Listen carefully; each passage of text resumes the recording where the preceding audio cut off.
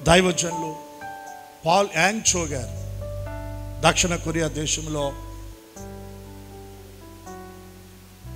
ఒక 8-10 మందితో పరిచర్య ప్రారంభించి ఒక ఆదివారం ప్రభువుని ఆరాధించడానికి లక్షల సంఖ్యలో సమకూర్చబడి అంత పరిచర్యగా ప్రపంచ దేశాల్లో ఉన్న క్రైస్తవ సంఘాలకు ఆదర్శంగా ఆ పరిచర్య అంతగా దీవించబడిందండి.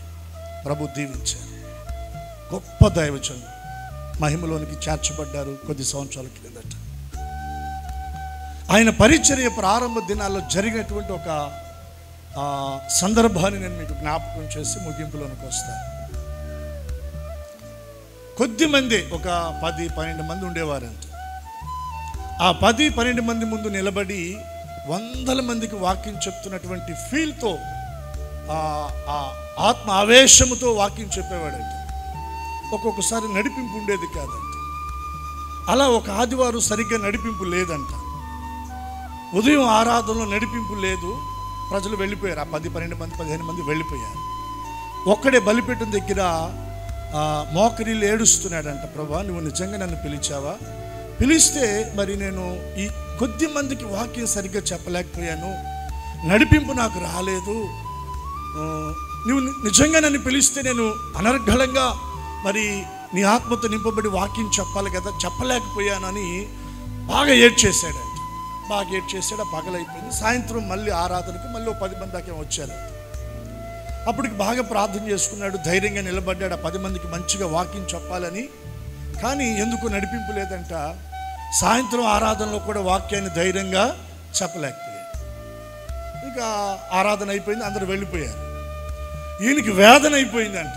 ఇక ఇంటికి వెళ్లకుండా బలిపీఠం దగ్గర పడి ఏడుస్తున్నాడంట. అసలు నువ్వు నిజంగా నన్ను సేవకు పిలిచావా?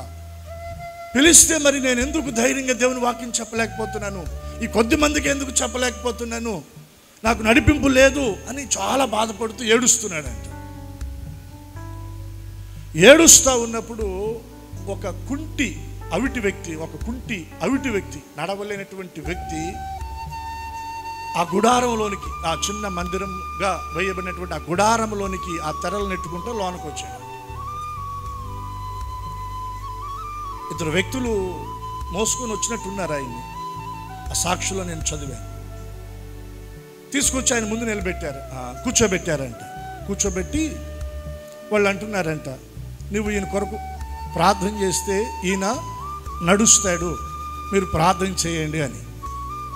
అప్పుడు పాల్ యాంగ్ చో గారు హృదయంలో వేల ప్రశ్నలు అంట. ఏంటంటే, నేను ప్రార్థన చేస్తే ఈ కుంటోడు నడుస్తాడా? నేను ప్రార్థన చేస్తే ఈ కుంటోడు నడుస్తాడా? ఈరోజు ఉదయం ఆరాధనలో వాక్యం చక్కగా నేను చెప్పలేకపోయిన ఒక అసమర్థుడిని. సాయంత్రం ఆరాధనలో కూడా ధైర్యంగా దేవుని వాక్యాన్ని ప్రకటించలేకపోయాను, నడిపింపు లేదు. ఇప్పుడు నేను ప్రార్థన చేస్తే ఈ కుంటోడు లేచి నడుస్తాడా? ఇది జరగదు. వాళ్ళు అంటున్నారంటే నువ్వు ప్రార్థన చేస్తే వాడు నడుస్తాడని. ఈయన మనసులో ఏంది?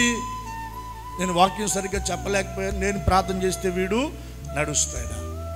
సరే, వారు ఫోర్స్ చేస్తూ ఉన్నారు. ఇక తట్టుకోలేక ప్రార్థన చేశాడంట. ప్రార్థన చేసి యేసు నామములో లేచి నడువు అన్నాడంట. వర్కౌట్ అవ్వాల. అలాగే చతికిలు పడ్డాడంట.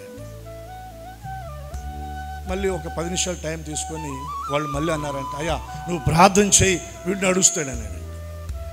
ఈయనకి ఇంక లోన గుండె దడదడ కొట్టుకోవటం పెరిగింది అంట. ఇదేంట్రా బాబు, వీళ్ళేమో ప్రార్థన చేయి వీడు నడుస్తాడు అంటున్నాడు, పొద్దున వాక్యం సరిగ్గా చెప్పలేకపోయాను, సాయంత్రం ఆరాధన వాక్యం చెప్పలేకపోయాను, ఇప్పుడు ప్రార్థన చేసి నడువు అంటాడు. మళ్ళీ చతికిలు పడ్డాడు. మళ్ళీ ప్రార్థన చేయండి, ఆ వ్యక్తి నడుస్తాడని వాళ్ళు చెప్తున్నారు. ఇప్పుడు నేను ప్రార్థన చేస్తే నడుస్తాడా, జరుగుతుందా అని మళ్ళీ ఎన్నో ప్రశ్నలు లోన వాళ్ళు ఫోర్స్ చేశారు.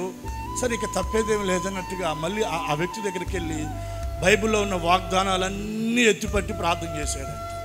బైబిల్లో ఉన్న వాగ్దానాలన్నీ ఎత్తిపట్టి ప్రార్థన చేసి యేసు నామములో లేచి నడువు అన్నాడంట. వాడు మళ్ళీ చతికిలు పడ్డాడంట. చూస్తే వాడు నిలబడలేకపోతున్నాడు, నడవలేకపోతున్నాడు. ఇక ఈయన గుండె జారిపోయినంత పని అయిందంట. ప్రభా, మూలిగే నెత్తిన తాటికాయ పడ్డట్టు పొద్దున వాక్యం చెప్పలేక సరిగ్గా సాయంకాలం ఆరాధనలో వాక్యం చెప్పలేక నా బాధలో నేను ఏడుస్తూ ఉంటుంటే ఈకుంటోని ఈరోజే పంపించి వాళ్ళేమో ప్రార్థన చేసి వీడు నడుస్తాడంటున్నాడు, నేనేమో ప్రార్థన చేస్తున్నాను వాడేమో నడవలేకపోతున్నాడు, ఏం చేయాలి ఇప్పుడు అని వాళ్ళని వదిలేసి ఒంటరిగా ఆ బలిపీఠం దగ్గర మోకాళ్ళ మీద పడి ఏడవటం మొదలు పెట్టాడంట. ప్రభా ఏంటయ్యా ఈ పరీక్ష, ఏంటయ్యా ఈ పరీక్ష అని కన్నీరు విడిచి ప్రార్థన చేస్తున్నాడంటండి. ఆ ప్రార్థనలో దేవుడు తన ఆత్మతో ఆయన నింపాడంట.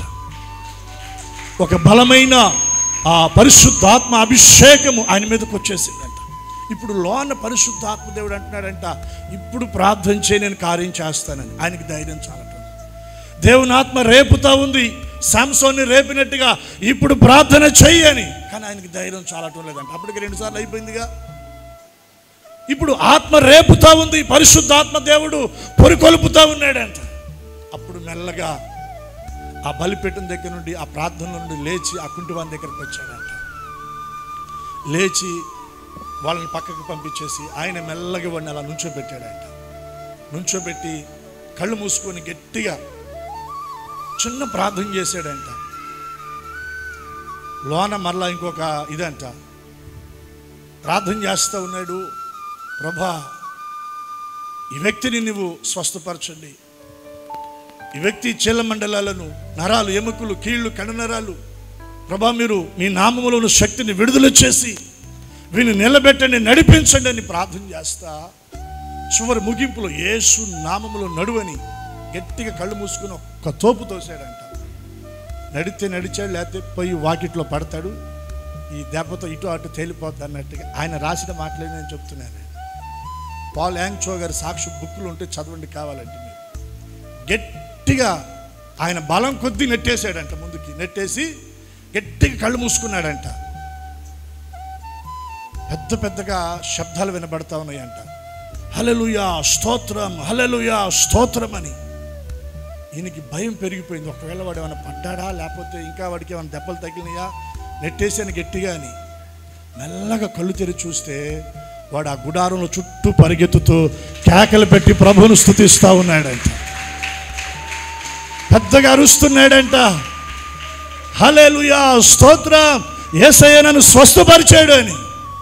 మెల్లగా కళ్ళు తెరిచి చూస్తే వాడు ఆ గుడారంలో పరిగెత్తుతున్నాడంట.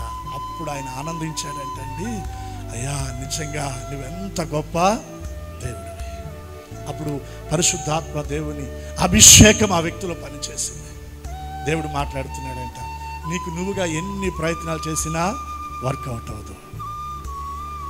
ఆత్మతో నింపబడి అభిషేకముతో నువ్వు ప్రార్థన చేస్తే అభిషేకము ఎవరి మీదకి విడుదలవుతుందో వారిలో గొప్ప కార్యము జరుగుతుంది. ఉదయం ప్రసంగం చేసావు, సాయంత్రం ప్రసంగం చేసావు, రిఫరెన్స్లన్నీ పోగు చేసుకొని చేస్తే ప్రసంగాలు వర్కౌట్ అవ్వవు. ప్రసంగం కొరకు కనిపెట్టి ప్రార్థన చేసి ఆ ప్రసంగం కొరకు ఆత్మతో నింపబడి అభిషేకాన్ని పొందుకొని ఆ అభిషేకముతో వాక్యాన్ని ప్రకటిస్తే ప్రజల్లో కార్యాలు జరుగుతాయి అని దేవుడు మాట్లాడితే అప్పుడు పశ్చాత్తాపడ్డాడంట. హల్లెలూయా.